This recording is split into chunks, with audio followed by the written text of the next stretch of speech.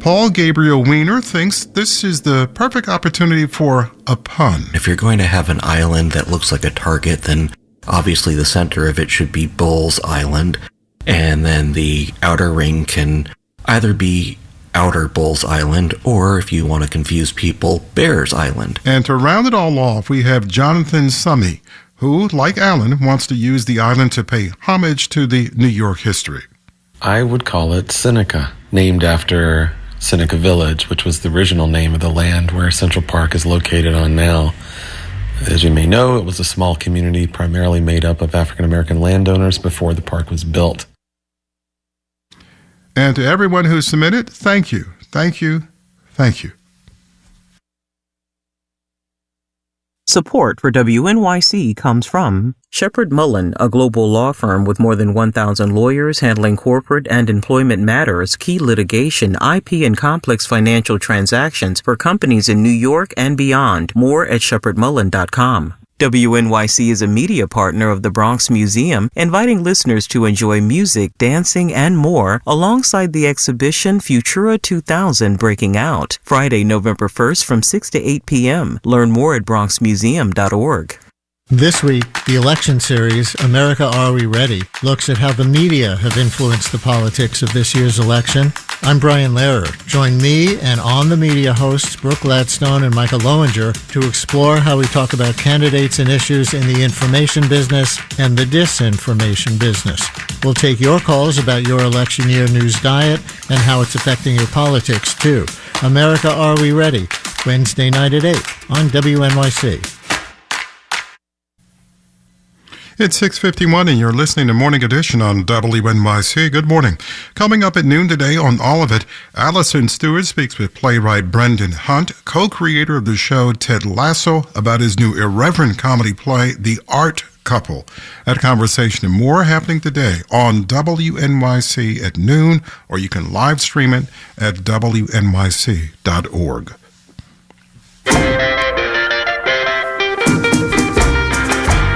We're at 50 now with clouds in Central Park. Today's forecast sunny and up near 60 degrees. Then tonight partly cloudy, 49 in the city. We'll be at low 50s at the start of Game 3 of the World Series tonight at 8 in the Bronx. And then tomorrow partly sunny, mid-60s, and we really warm up, so it seems, on Wednesday and Thursday with high temperatures in the mid to upper 80s. A hot Halloween.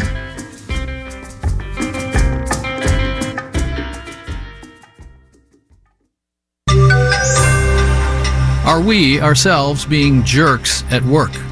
Marketplace Morning Report is supported by Rubrik. When cyber attacks put businesses at risk, Rubrik provides the power to bounce back fast. More at Rubrik.com. I'm David Brancaccio. First, California's governor over the weekend proposed a massive increase in tax credits to keep lucrative film and streaming production from moving to points north and east. Shoot days in California are down and still down after the writers and actors strikes. Marketplace's Nova Safo has details. California Governor Gavin Newsom's proposal would increase the budget for the state's film and TV tax credit program to $750 million a year, up from $330 million. At a press conference, Newsom said alarm bells are ringing in Hollywood. The industry here is increasingly on life support, and it needs a pattern interrupt. We need to jolt. A recent report found production in the Los Angeles area was actually down 5% this summer compared to last, when actors and writers were on strike. Studios have cut back on the number of TV shows and films they're producing following a glut caused by streaming wars. Meanwhile, other states and countries are luring away production with generous incentives. I'm Nova Safo for Marketplace. S&P futures are up 0.6%. NASDAQ futures are up 0.8%. Dow futures are up 0.5% now. Federal authorities are expecting a national shortage of thousands of OB-GYNs by 2030, about 5 years from now. There's new evidence that the ban on most abortions in Texas is putting more pressure on this workforce.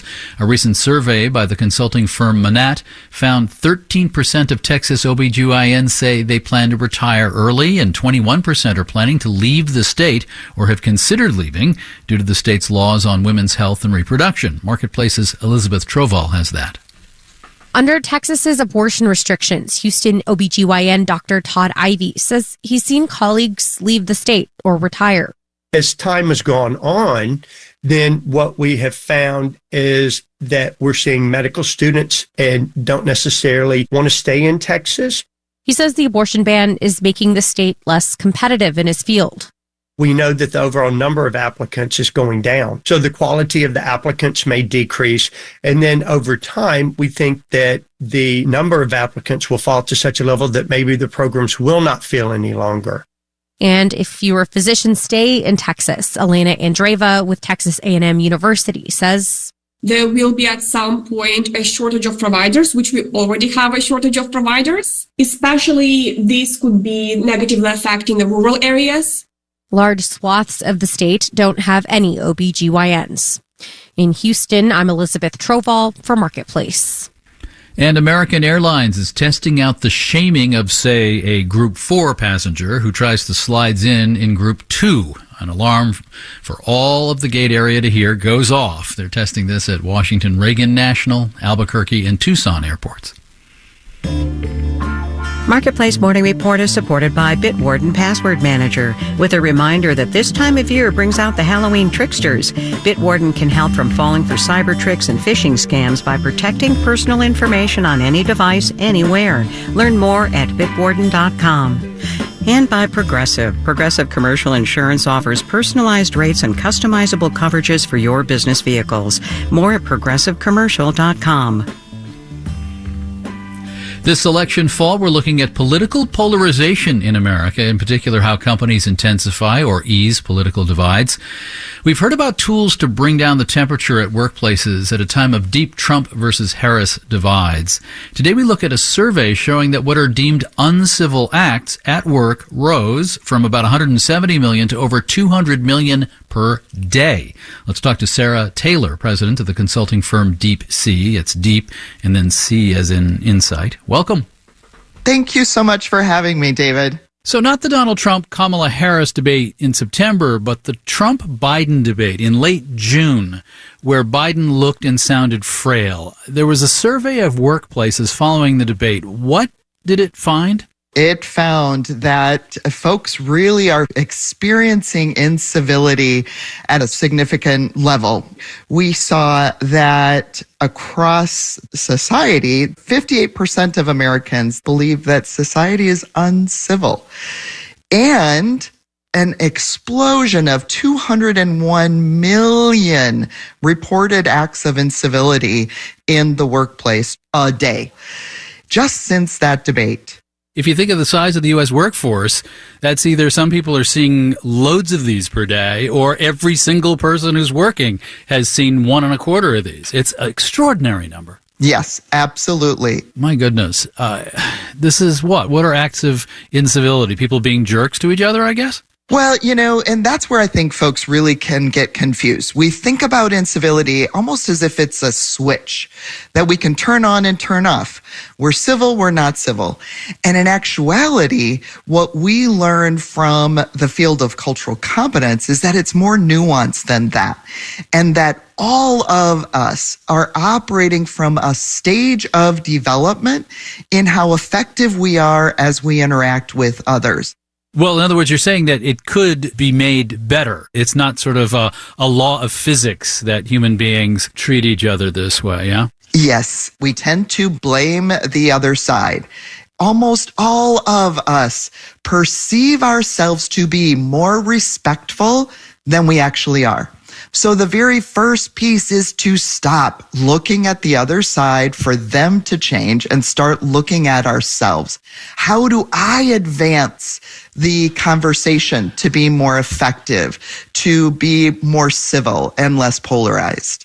If a candidate loses on Election Day but tries to take power by other means, there will be people in the workplace who find that deeply offensive. It'll be a challenge for either side to try to be in listening mode and try to find common ground.